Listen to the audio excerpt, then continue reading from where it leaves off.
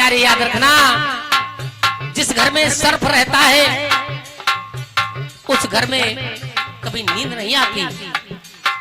जिसके घर में छत से पानी टपक रहा है उसे कभी रात दिन नींद नहीं आती। जिस घर में सर्प निवास करे और छत पर से टपकता पानी हो, जिसके सर पर यूं कर जाओ,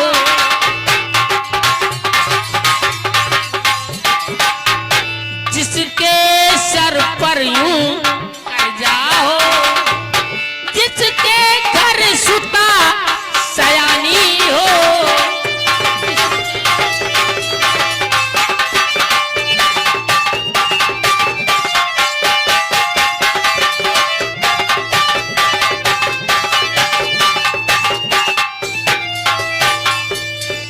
जिसके घर में काला सर्प रहता हो, जिसके छत से पानी टपक रहा हो, और जिसके सर पर कर्जा हो, जिसके घर में बहन बेटी सयानी हो। ये दुनिया में 4 व्यक्ति ऐसे हैं जिनको रात दिन नींद नहीं आती। प्यारे महाराज भीष्मक को नींद नहीं आ रही है।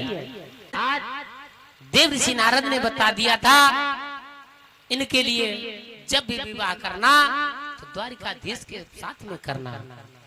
आज एक पत्रिका लिखवाई जा रही है, महाराज भीष्मक पत्रिका लिखवा रहे हैं। उसी समय इनका बड़ा बेटा शिशुपाल आ गया और कहने लगा, पिताजी ये पत्रिका किसके लिए?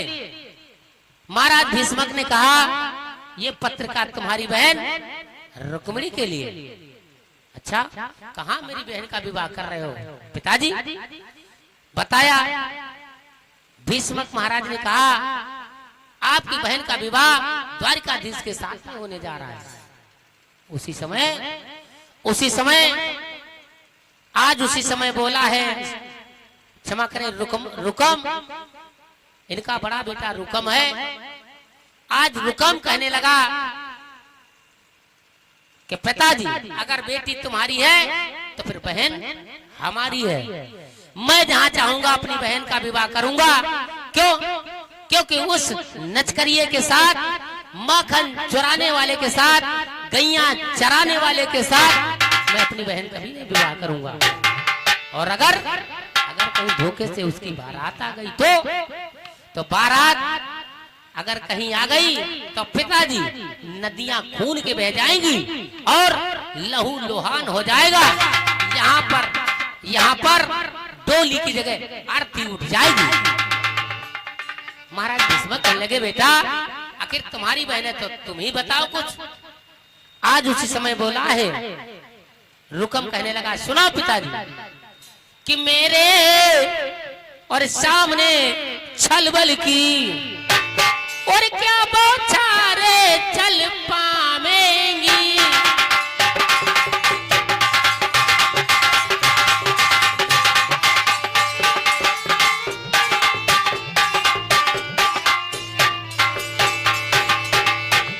मेरे सामने यह छलबल की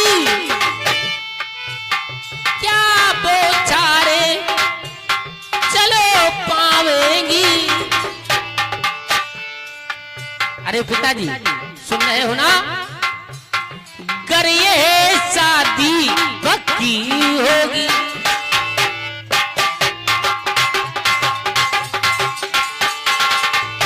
अगर ये शादी पक्की होगी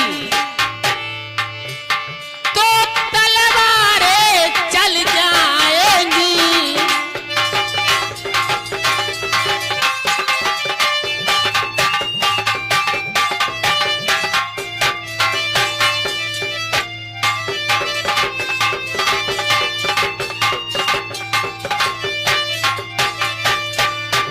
आज इधर रुकम कहने लगा, पिताजी कहीं द्वारिकाधीश के साथ मेरी बहन की विवाह यानी शादी हुई तो फिर बहुत अनर्थ हो जाएगा।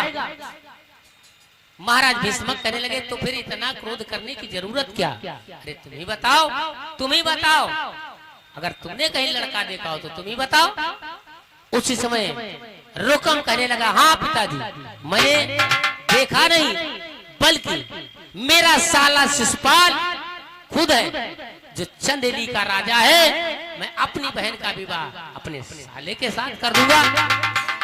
महाराज भीष्मक कहने लगे, मूर्ख, अरे तूने अपनी बहन उसे, यानी तू अपनी बहन उसे ब्याहने जा रहा है, जबकि उसने अपनी बहन तेरे लिए पहले विवाह कर दिया। रुकम कहने लगा, पिताजी इसमें कोई बुराई? अरे जब वो अपनी बहन मुझे दे सकता है, क्या मैं अपनी बहन उसे नहीं दे सकता? रुकम का मतलब ये राक्षसी प्रवृत्ति का था। हाँ, ये इतना मूर्ख था, इसको ये ज्ञान नहीं था कि बताओ अपनी बहन अब अपने साले के साथ करने जा रहा है। आज पत्रिका को लिखवाने लगा, नाई और ब्राह्मण को भेज देता है। शिशुपाल को संदेशा मिला तो शिशुपाल कहने का, वाह जीजा हो तो ऐसा। आज उसी समय पत्रिका को पढ़ने लगा और नाई और ब्राह्मण से कह दिया, जाओ तुम इंतजाम करो, हम बारात लेके आ रहे हैं। आज उसी समय शिशुपाल पत्रिका को लेकर अंदर गया और भाभियों से कहने लगा, अरे भाभियों अब तुम देर मत करो, जल्दी मुझे दूल्हा बना दो। भाभियों ने कहा, ये बताओ इतनी जल्दी कहाँ पर है, कहाँ बारात लिए जा रहे हैं? शिशुपाल कहने लगा, ये लो देखो कितनी भारी चिट्ठी आई है, मेरे जीजाजी ने मेरे लिए भेजी है, अपनी बहन मेरे लिए विवाह कर रहे हैं।